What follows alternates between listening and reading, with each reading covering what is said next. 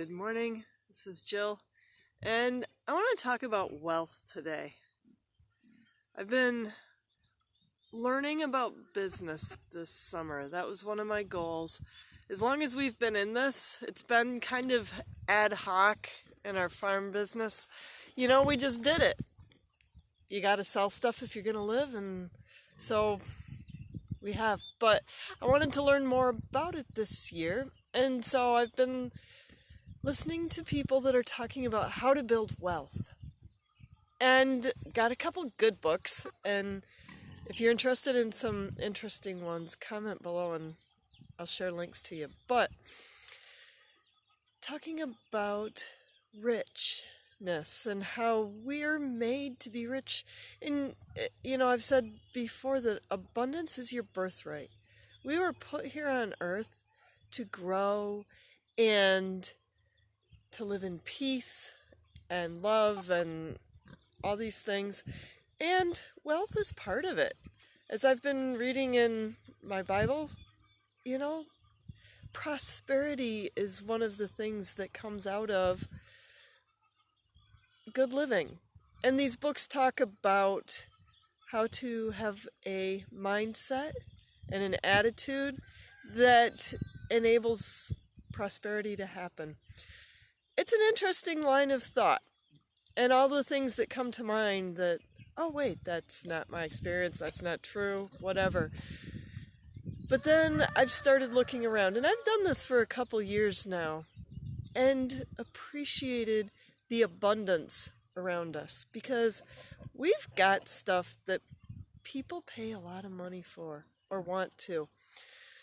So one of the questions to stop and think about this week is, what is it that you want and why do you want it? You want to lose weight. Well, why? If you lose weight, what will you be able to do? You want, I don't know, what is it that you want? People tell me they want peace, they want joy in their life again. They don't experience joy. Depression and anxiety are issues.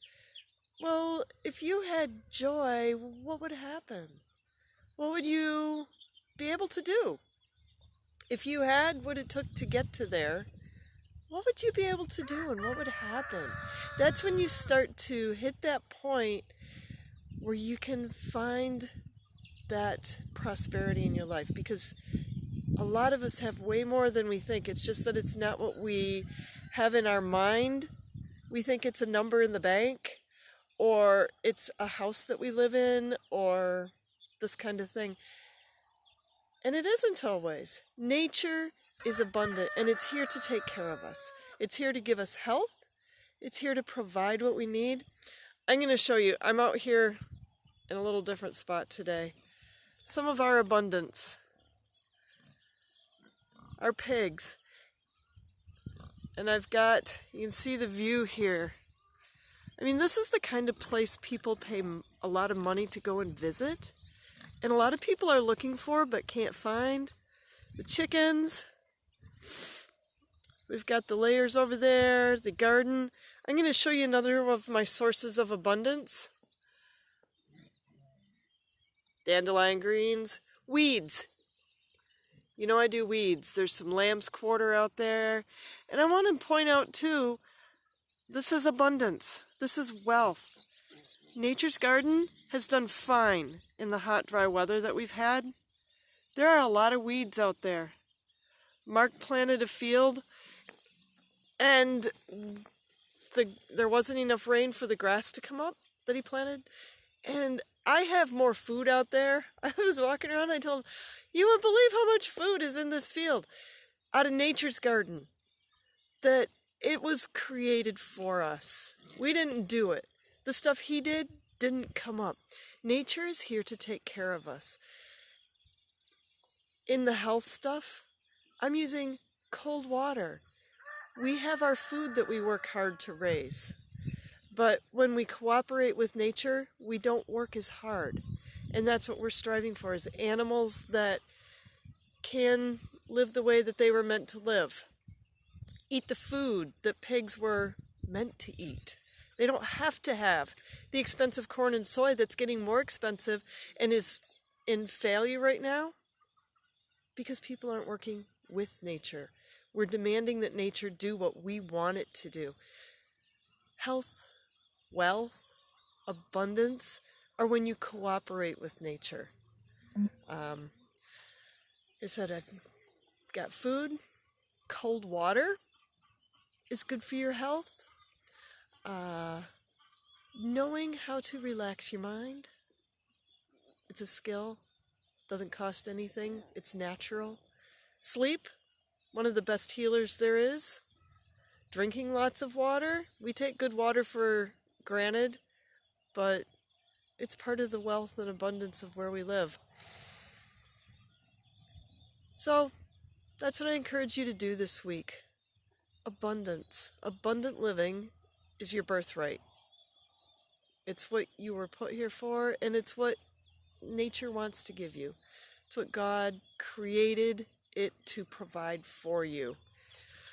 If you have questions, let me know. I am doing a weed walk on July 10 as part of a bigger event here at the farm.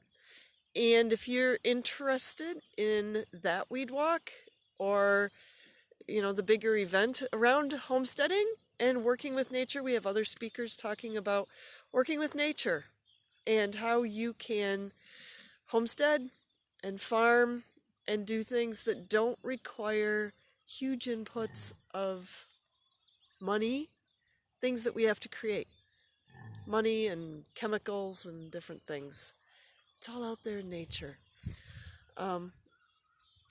Comment below and I'll send you the link to that.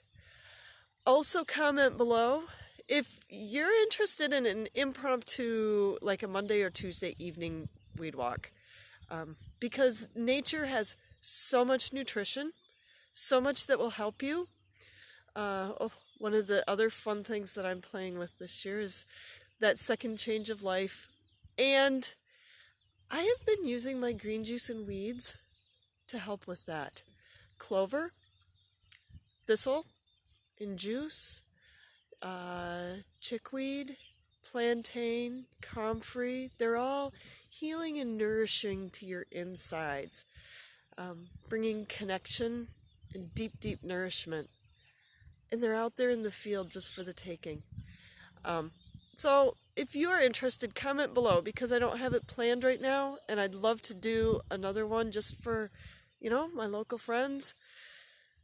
But figuring out a time in my schedule a weekend has been a little hairy. So love to connect with you because connection is another one of those wealth, abundant, natural things of health is getting together and being with people. We're put here for each other. So, thought for the day, look at what you want and why do you want it? What's the deeper thing that you really, really desire and want? And how can we work with nature and cooperate with what's going on around us already and how the world was made to work to get there? Have a great and abundant week.